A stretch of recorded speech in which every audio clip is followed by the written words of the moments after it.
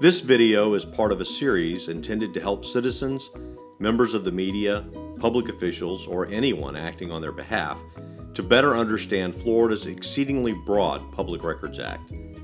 These videos may be used by anyone and may be freely distributed without charge. I am not an attorney. I am not qualified, nor am I authorized to give legal advice to the public, so I don't. Any information provided by me in person, on video, or through fogwatch.org is readily available from the Florida First Amendment Foundation and the Florida Attorney General's Office of Open Government, as well as many other sources online.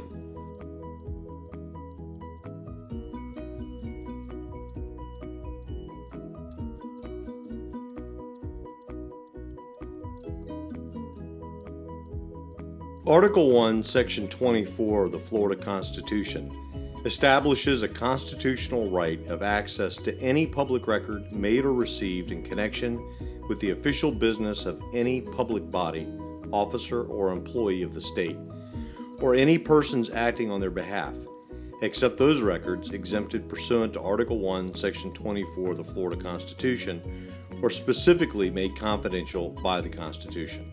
Our Constitution requires that public officials must conduct public business in the open and that public records must be made available to all members of the public. Section 119.011, parent 12 of the Florida statutes defines public records as documents, papers, letters, maps, books, tapes, photographs, films, sound recordings, data processing software, or other material, regardless of physical form, characteristics, or means of transmission, made or received pursuant to law or ordinance, or in connection with the transaction of official business by any agency. Because these definitions are based upon the Florida Constitution and the Florida statutes, records are limited to those created or received by state or local agencies. The Freedom of Information Act covers federal agencies, which is beyond the scope of this video. The Florida Supreme Court has further elaborated. To give content to the public records law, which is consistent with the most common understanding of the term record, we hold that a public record, for purposes of Section 119.011, parent 12, is any material prepared in connection with official agency business which is intended to perpetuate, communicate, or formalize knowledge. The form of the record is irrelevant. That fact is often a source of confusion for both requesters and custodians. Instead of thinking about what the record is, for example, an email, a photograph, or a map, consider what the record does. Does the record communicate, perpetuate, or formalize knowledge? Public records fall into one of three categories: non-exempt, exempt, and exempt and confidential. Non-exempt includes any public record that has not been specifically and narrowly exempted by the Florida legislature. All public records are non-exempt unless the legislature has made them otherwise. Exempt includes records that the legislature has designated in such a way that public agencies do not have to make them available to the public. In most cases, the agency could disclose the records, but they don't have to. Exempt and confidential would include records such as the home phone numbers of law enforcement officers, autopsy photos, the names and addresses of the victims of sexual crimes.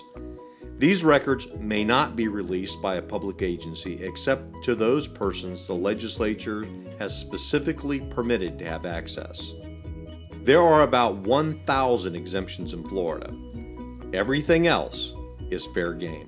If you are unsure as to whether a public record is non-exempt, you can make a public records request to the agency and wait for them to deny access. In such an instance, they are required to cite the specific statutory exemption and, upon request, to explain their rationale for applying the exemption to the records in question. Alternatively, you can do your own research to make the determination in advance. This is the approach that I generally take. In most cases, it's pretty simple.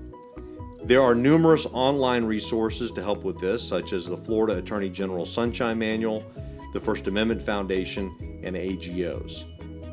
As you know, I am not an attorney, so I can't give you legal advice. I have, however, made thousands of public records requests, and I'd be happy to chat with you about the records you might consider gaining access to. The process is painless and actually kind of fun. It's a lot like a treasure hunt.